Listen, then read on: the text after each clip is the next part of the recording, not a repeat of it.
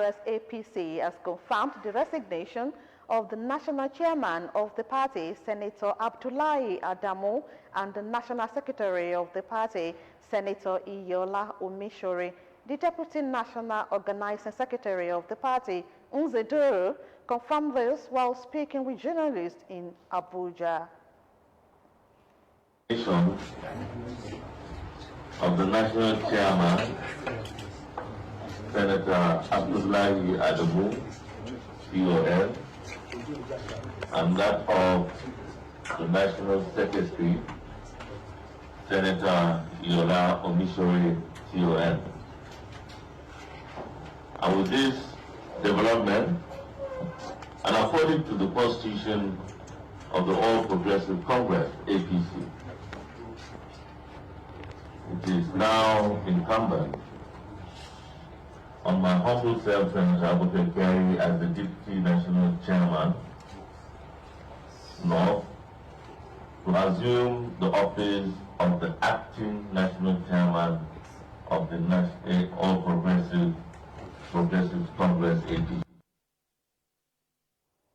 He also added that the Deputy National Chairman, North, Abubakar Kyari, will take over as the acting national chairman in line with the constitution of the party.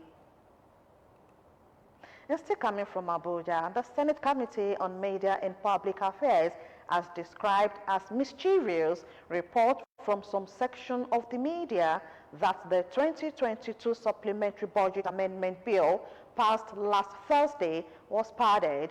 A statement from the chairman of the committee, Senator Adeyemi Adaramodu, explains that the passage of the bill was part of the Senate's constitutional duty to accommodate funding for the federal government palliatives for the populace over subsidy removal and other national needs. The statement added that the 70 billion naira allocation to the National Assembly would not be paid to any legislator, but will be managed by the National Assembly bureaucracy for exigency needs such as the provision of working tools within the complex to make it conducive.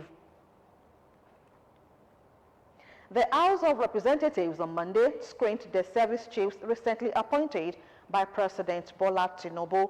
The screening committee was led by the majority leader of the House, Julius Ihobere. The service chiefs include Major General Christopher Musa, Chief of Defense Staff, Major General Taurid Lagbaja, Chief of Army Staff, Rear Admiral Emmanuel Ogala, Chief of Naval Staff, and Air Vice Marshal Hassan Abubakar, Chief of Air Staff.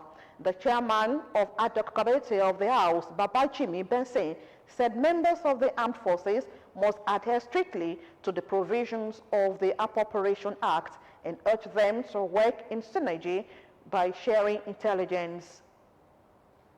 Fit, trim, and very anxious men in uniform that are ready to take the relevant strategic national security issues forward. The Chief of General Staff, Major General Christopher Musa, vowed that under his watch, the armed forces will protect the territorial integrity of the country and work in synergy with others. Or one service to ensure our territories are secured and lives and properties are not threatened. From Osun State House of Assembly on Monday passed a bill reverting the name of the state to Osun State from the state of Osun, given in 2012 by former Governor Rauf Aregbesola. The Assembly, through a bill called Osun State Anthem, Crest and Flag Amendment Bill 2023, reverted the name, flag and crest of the state from what they were after the bill was passed for third reading at the plenary session. Adewale Egbedon, the Assembly Speaker, said the bill will be forwarded to the Governor for assent. He said the bill, after it is assented to by the Governor, would replace the Osun Anthem, Crest and Flag Bill 2012. The state anthem established by the old bill was, however, sustained by the new bill. President Bola Tinubu departed Nairobi, Kenya after participating in the African Union 5th mid-year coordination meeting. President Tinubu departed from the Jomo Kenyatta International Airport on Monday morning. The visit to Kenya was the first president's participation at the continental level, during which he presented the proposition of ECOWAS various issues directed towards achieving integration. President's Special Advisor on Communication and Strategy, Dele Alake, says the outing has been fruitful.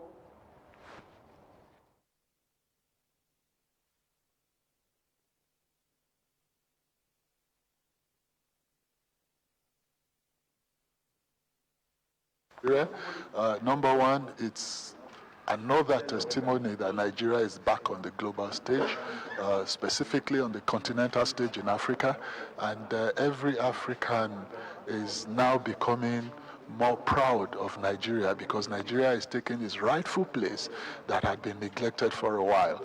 And Nigeria actually proved, her point that Africa must be stable, must be secured, even before any meaningful infrastructural development, economic activity can adequately and effectively, in terms of security, stability, and political progress of West Africa. In short, his address was well received and well applauded by all and sundry. And even after the event, as usual with all these international events that is attended, a lot of heads of state wanted bilaterals with him, and we are accommodating them. It's quite a proud moment for Nigeria.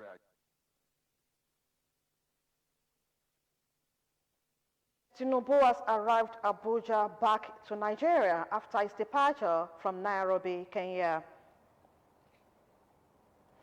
Back home now, 95% of the statement of the witnesses of the petitioners in the case against the governorship election victory of the All Progressives Congress candidate, Prince Dapo Abiodun, has been described as repetitive and incoherent.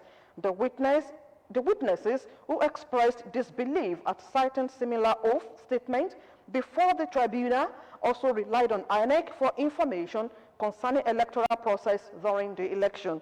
Fowora Adesanwo has the details. It was a mild drama as usual as petitioner witnesses came into the box one after the other, flouting testimonies that are 80% similar both in error and in content.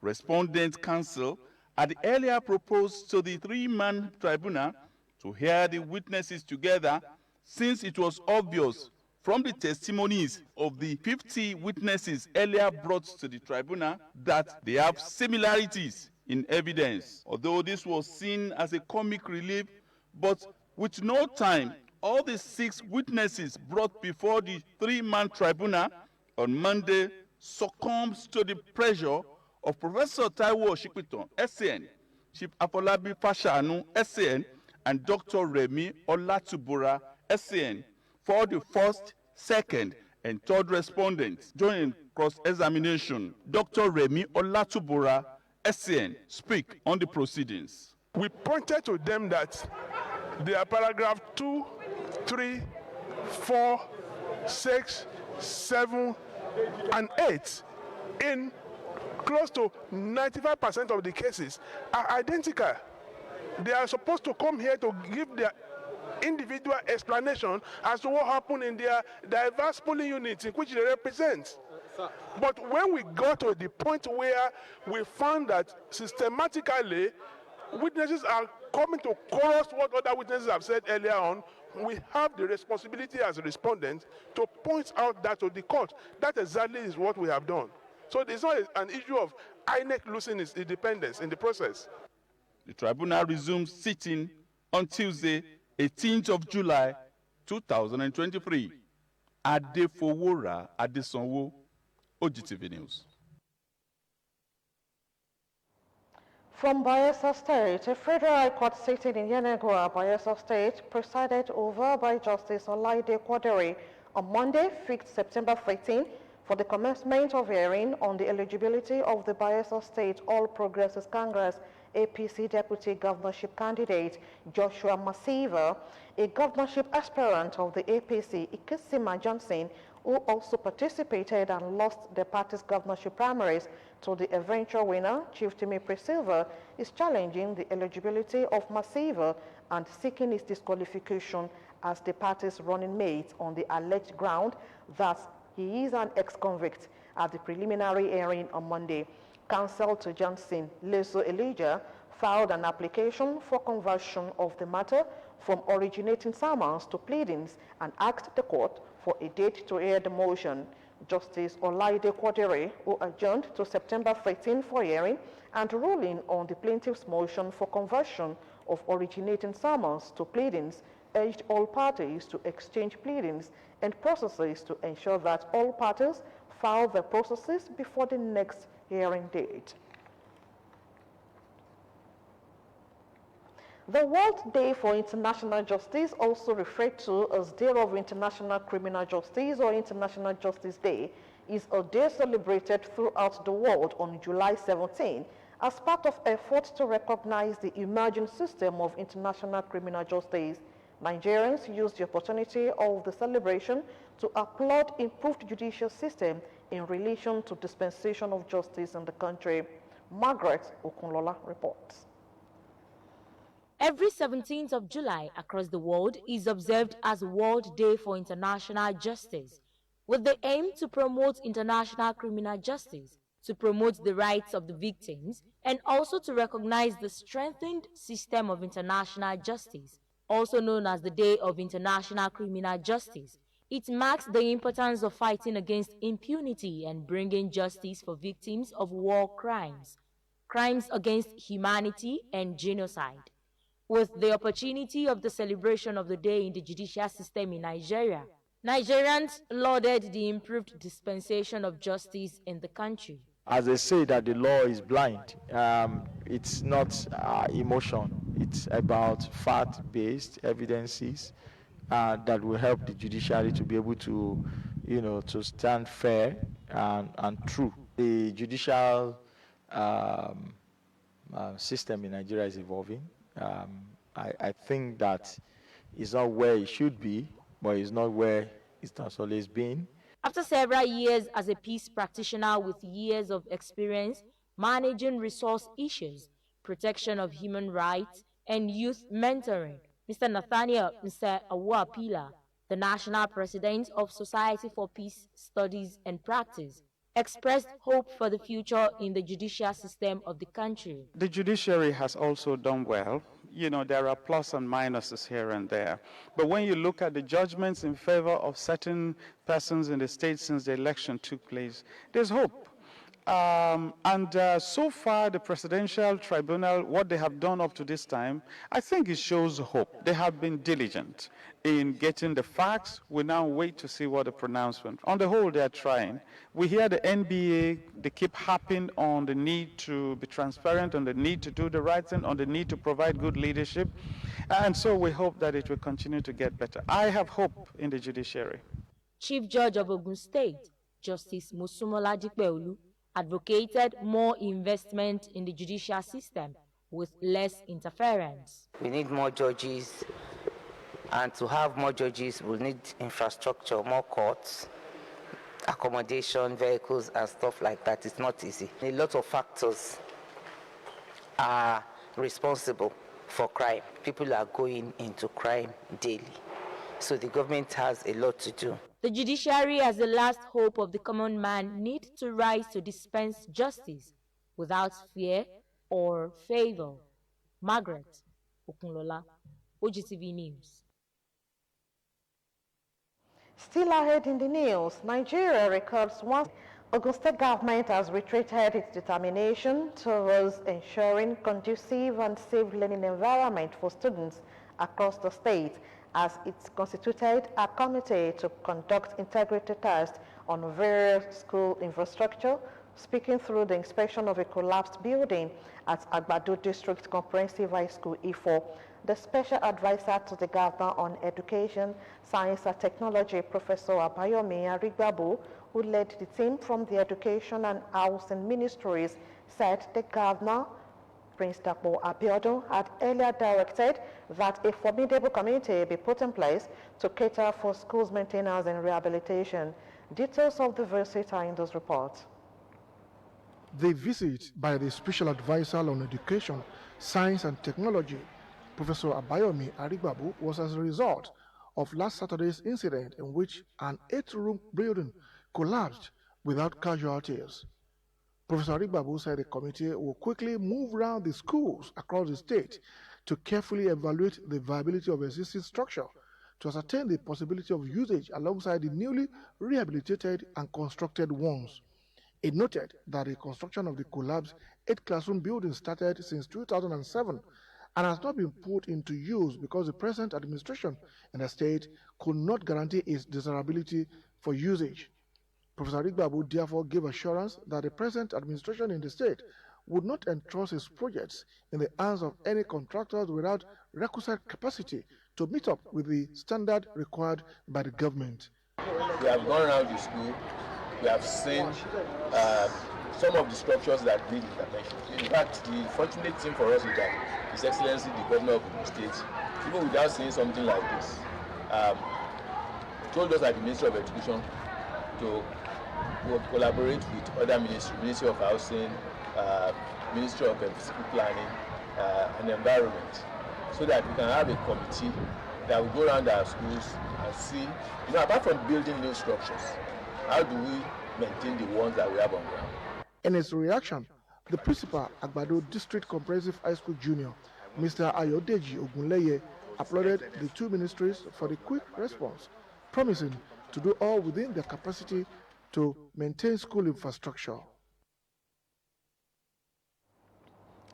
7 inmates from some of the correctional centers in Ogun State have been pardoned during the quarterly jail delivery exercise for the month of July 2023 as part of efforts to decongest the centers. The State Chief Judge, Honorable Justice Musumola Dikpeolu, presided over the exercise, witnessed by stakeholders from the security agencies to non-government organizations. Elizabeth Eson witnessed the exercise held at the conference room of the Judicial Complex, Kobakpe, Abeokuta. A report. You will not go back into armed robbery. The guidance of parents. You will not go back to your parents and listen to your mother and father. Inmates recommended for release by committees set up to look into cases of inmates in some of the correctional centers in Ogun State who have stayed longer than expected without adequate records for prosecution, thereby causing congestion. The inmates who were charged with cases of unlawful murder and armed robbery were pardoned on the ground of lack of information and record of conviction from necessary quarters. We started the prison courts, I think, in 2019.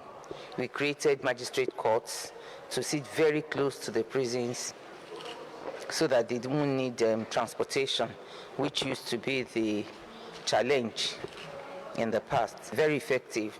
They don't need vehicles to take the inmates to the courts, magistrate courts. The magistrate courts are very close, walking distance to the correctional centers.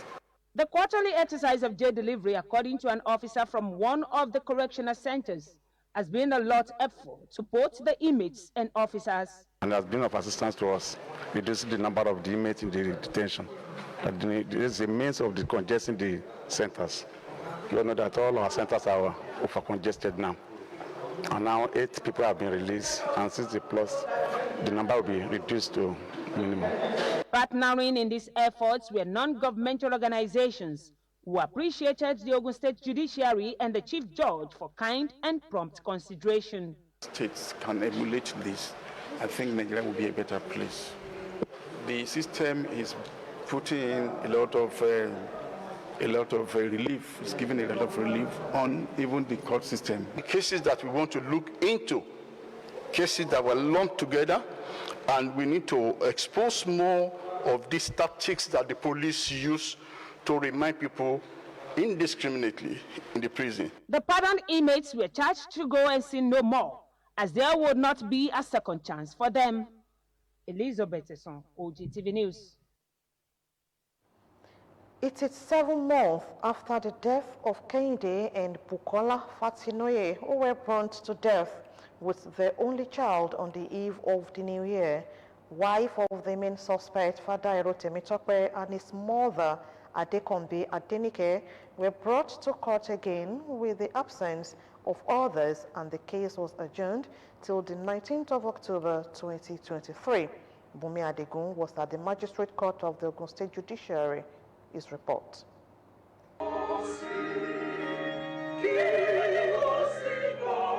Still fresh in the memory of Fatinoye's family, a day they will never forget so soon, a night of horror where a whole family was wiped off.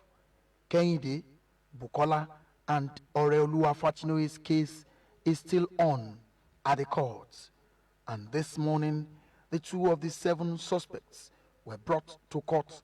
Father Erote Mitokwe, wife of Lekon Adekombi, who is the main suspect, and the domestic staff of the family, and Adekombi, the mother. Reasons for Lekon Adekombi and other suspects not being in court was not given. Sitting on the case, the Chief Magistrate, Mrs. E.O. Idowu, adjourned the case to 19th of October 2023, asking the suspects to speak to their lawyers to write the Ministry of Justice for information, as the case has overstayed at the family court and it should have been moved to the High Court since it's criminal. The wife of Lekon Adekombi's pregnancy is protruding and she's close to delivery, as she has spent 6 months behind bars. OGTV crew also visited the Fatinoye's house where they were murdered, and the apartment is still under lock and key. But the owner of the other apartment has begun reconstruction of their own building. The case has been adjourned till 19th of October 2023, and hopefully the Ministry of Justice would have done the needful before then. Bumi Adigun, OGTV News. One Prophet Shegun Philip and Owolabi Adeeko have been sentenced to death by hanging by an Osun State High Court sitting in Ikere for killing Favour Dale Oladile, a final year student of Lagos State University, for ritual purposes. Justice Christiana Obadino, while delivering judgment on the case in Ikere on Monday, also sentenced Bola Adeeko, the mother of Owolabi, to 2 years jail term for eating human flesh. Owolabi and Favour met in Lasso and were dating before the man invited her over to Ikoyi, Osun State, in December 2019. But while on the visit, Favour was lured to Philip's church, also in Ikoyi, where she was drugged and killed with a pestle. After harvesting some organs from her, Favour's remains were buried in a shallow grave within the church premises by both men. Delivering a judgment, Justice Obadino declared that the prosecution proved its case beyond a reasonable doubt and pronounced Philip and Owolabi guilty of conspiracy and murder. She sentenced them to death by hanging for murder and 14 years imprisonment for conspiracy, while Owolabi's mother, Bola, found guilty of consumption of human flesh, was sentenced to 2 years imprisonment. The senator representing Ogun West Senatorial District, Senator Solomon Olamilekan Adeola, has rolled out his agenda, which cut across various sectors of the economy. Adeola made this known at an engagement with the people for development of the area held at Ilaro, where relevant stakeholders were in attendance. Ayodeji Ulumi completes the report. The development of a nation is not only the responsibility of the government, but rather the contributions of the entire public. In line with these, Senator representing Ogun West and Chairman Senate Committee on Appropriation, Senator Solomon Olamilekan Adeola, organized a development engagement with Ogun Westerners, where he rolled out his agendas, which cut across agriculture, health, education, and security sectors, which will begin to manifest in few weeks. The election has come and gone, The party, celebration here and there has come and gone. Senate has been inaugurated. Having said all of that, I think it is time to work. We are going to be giving out 1 security vehicles to one of each for our area command in Ogun West. We are going to be giving out 30,000 textbooks to our children in both secondary and primary schools. We are going to be giving out improved seedling with 1 trailer of fertilizers to our agri. For our artisans, we'll be giving out so many items which include sewing machine of almost 500. We'll be giving out more than 400 hair dryers and so many and more. Reacting to the goals set by Senator Adeola, stakeholders present at the meeting lauded the initiative as they confessed they had never had it this good. I want to thank God for this kind of person. I mean, a ranking senator, the Almighty God is giving us in Ogun West. In fact, it's a very big plus to us. We've not experienced such in Ogun West. For a senator to go just a few months and come back to tell us what is about to do for us, it's a very special day. It's a very good thing to bring big development into the areas in Ogun West, particularly in the health sector, where he has promised each hospital in the West sector an ambulance. We believe those things he promised, he will fulfill them. Because before now, before he became senator of Ogun West Senatorial District, he has been promising several lot of things, and he has been fulfilling those promises. Ogun State legislators from Ogun West Senatorial District were also in attendance as they came to support Senator Adeola. For us in the State House of Assembly, we also promised our people adequate and proper and due representation, and that we still stand on. We are here to support the Mr. Governor and the masses, whatever bill that will help the masses to get the dividend of the mercy, I will surely do that. There was an interactive session between the stakeholders. Ayodeji Olunmi, OGTV News. Africa needs to reassess and revamp its approach to combating poverty by empowering the private sector to generate greater wealth for equitable distribution. A renowned businessman and leadership expert Ayodele Aderinwale stated this while featuring on OGTV current affairs program Hot Seat. The third liberation of Africa, it is going to be the liberation from poverty.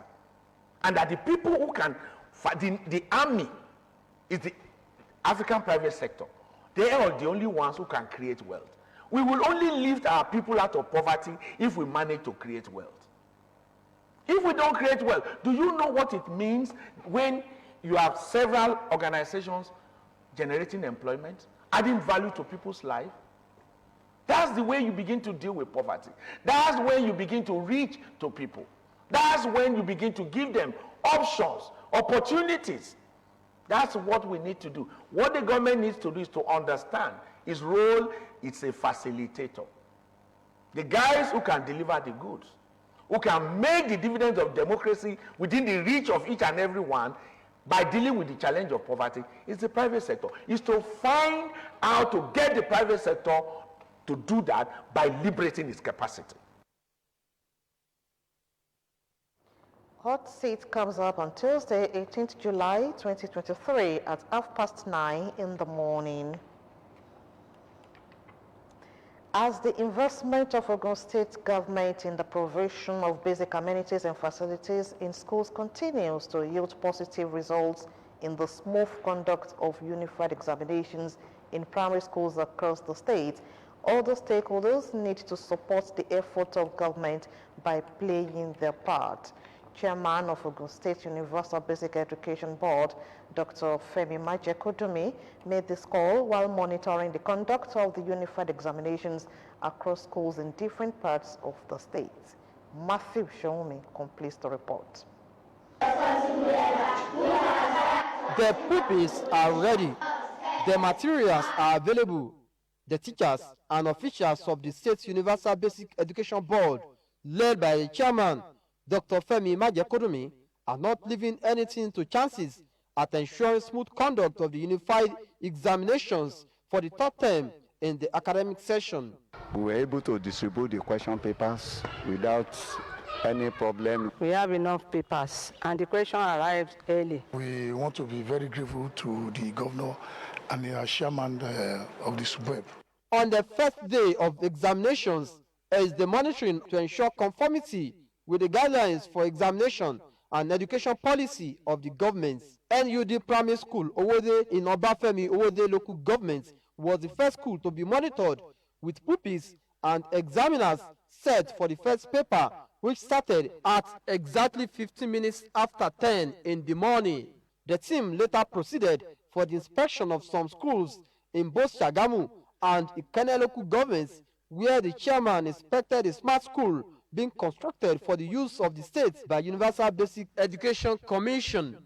Development is not as we expected. I will appeal to the contractor to hasten the job. Dr. Femi Majekodumi expressed satisfaction with the level of organizations and smooth conduct of the exercise. We cannot but thank our governor for taking very good care of education, especially SUBEB. What we've seen so far is commendable. And Saudin Primary School, Makun, Shagamu local government, Obafemi Awolowo Nursery and Primary School, Ikene in Ikene local government, Holy Trinity Primary School, Ayepe Ijebu, and local government model primary school in Odogbolu local government were visited. Matthew Shoume, OGTV News. The federal government has confirmed the first case of anthrax in the country.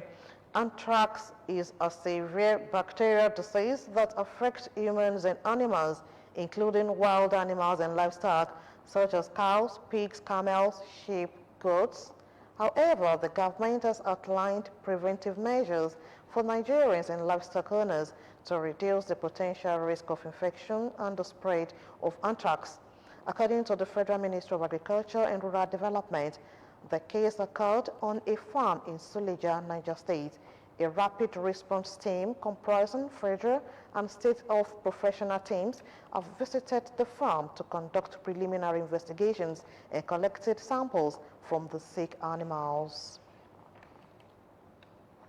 From week 1 to 27 of 2023, a total of 170 deaths have been reported from Lassa fever.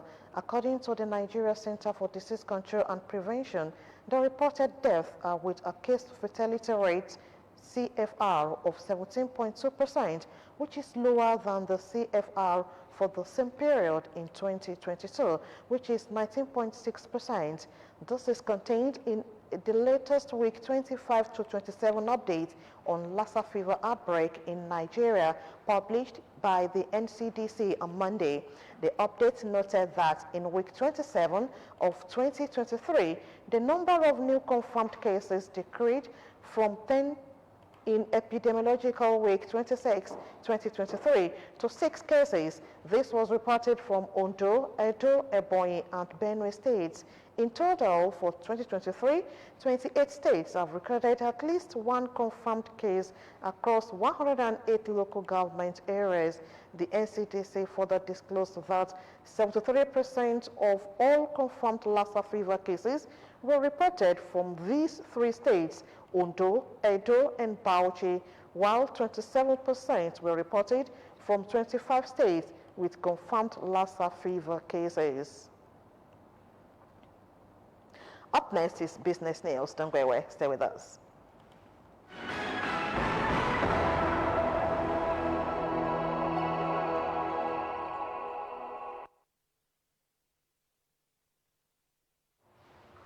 You're most welcome to the business segment of the news. Nigeria's headline inflation rate accelerated for the 6th consecutive time to 22.79% in June 2023, according to data by the National Bureau of Statistics released on Monday. The inflation rate in Africa's biggest economy rose to a new 17-year high of 22.79% in June 2023 from 22.41% in the previous month. On a year-on-year basis, the headline inflation rate was 4.19 percentage points higher compared to the rate recorded in June 2022, which was 18.60%. This shows that the headline inflation rate year-on-year basis increased in June 2023 when compared to the same month in the preceding year, June 2022. Food and non-alcoholic beverages, 11.81%, led the list of items that contributed to the rising inflation figure. The World Bank had projected that the removal of fuel subsidy would contribute to the country's increasing inflation.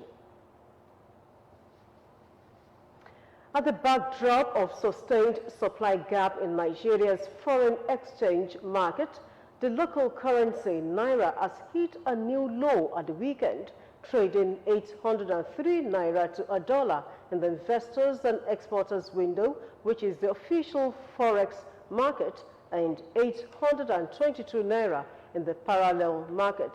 There was a 6.6% decline in volume of dollars traded in the investors and exporters window, as dealers said they were disappointed that the increase in supply they expected last week did not materialize. A week-on-week trend in the parallel market shows a 5.5% depreciation to 822 Naira per dollar as against 779 Naira per dollar closing rate previous week.